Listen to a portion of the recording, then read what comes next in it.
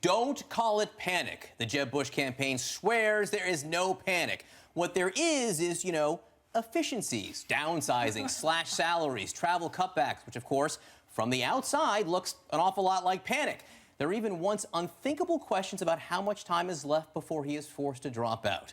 Of course, all of this, music to the ears of the man responsible for applying much of this force. So you have Bush with a failing campaign. He's got no money. He's got no votes. He's way down in the polls. But welcome to your first glass house, stone-throwing Mr. Trump, because look at the latest poll from Iowa showing Dr. Ben Carson running 9 points ahead there. Trump's response? Go after Carson's religion. I'm Presbyterian. Boy, that's down the middle of the road, folks, in all fairness. I mean, Seventh-day Adventist, I don't know about. I just don't know about. So, Nia, when candidates went after Mitt Romney's faith, his Mormon faith in the last couple elections, they did it behind closed doors. There were whispers.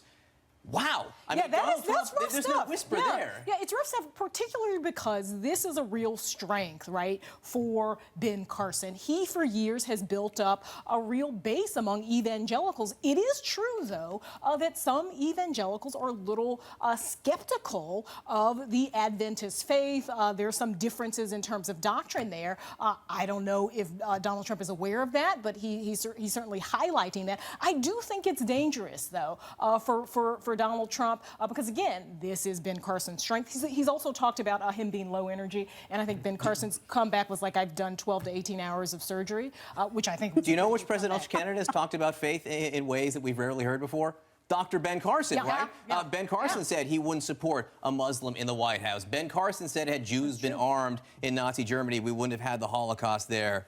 So has he opened the door to this a little bit more? I mean, kind of. Also, Donald Trump has proved so far that you can, do the most, whatever political, conventional wisdom would tell you not to do, on women, on, whatever, and here he is still. So I think he's decided to kind of live or die by the sword, on his own terms. It's just, he's just doing it his way. And part of it too, John, is that, Trump has had this campaign where he just constantly points to how he's in first place everywhere. He's leading in all the polls in Iowa, New Hampshire, nationally. Now, what happens when he starts to slip, as we saw in these 2 Iowa polls where he's in second place? What is his talking point then? And how does he deal with that? Can he even handle that personally from being second or third place? But he knows that nobody is going to do to him what he's doing to them. That nobody is going to call him out on his hairdo or whatever the same way. What does Ben Carson do about this all of a sudden now that he's winning somewhere? Well, that's going to be a fascinating question because Ben Carson actually hasn't been campaigning very often. We haven't seen him on the campaign trail very much. He's on a book tour, and a lot of his support is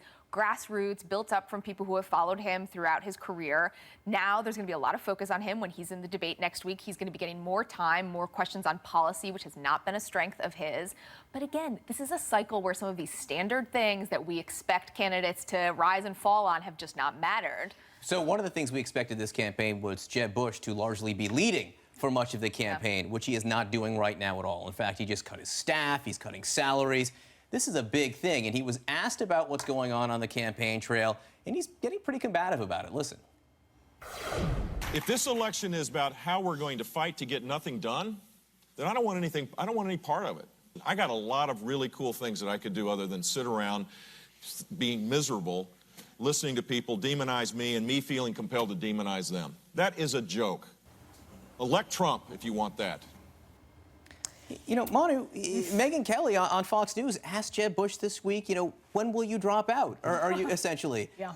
Can you imagine? Could you have imagined that 5 months ago? No, because he came in saying that, raising expectations very, very high, that they'd raise $100 million per quarter. They would really blow everybody out of the water, and it just has not taken shape. I think a lot of his Jeb donors is really what's driving the cuts in the staff salaries and the laying off of employees, because they just feel that there's not any return on their investment. I think that, we'll see if anything changes, John, when advertisements start taking taking shape. The air war starts to really, He's really been advertising. more intensely. Right. I mean, and that's really the thing. That's really what's driving a lot of these fears. I spent this week talking to Jeb supporters in the first 4 states, and one of the really interesting things that I heard repeatedly from Jeb supporters, these are people who like him, is they just aren't sure if he has it. Yeah. They just aren't sure if no matter what changes they make on the campaign, no matter how often that he's on TV, they're just not sure that Jeb Bush, the man, matches this moment. And there's nothing you can really do to change that. Yeah, I mean, it's like they want steak. They want red meat, they want sizzle, and Jeb Bush is kind of like meatloaf. He's perfectly fine,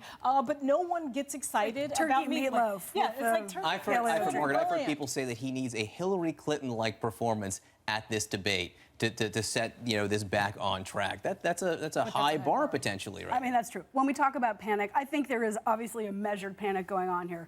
The kind of rational part of Jeb Bush says there's no way that Donald Trump and Ben Carson are going to be the nominees of the party. What I need to do is retrench, figure out how to pace my assets a little bit longer. He's got to do it. And be a little more strategic. New Hampshire is a bigger problem than it should be for him. Right. He's starting to realize that. But He's got to do it. He's got to do it. And he's got to do it to the now. Yeah.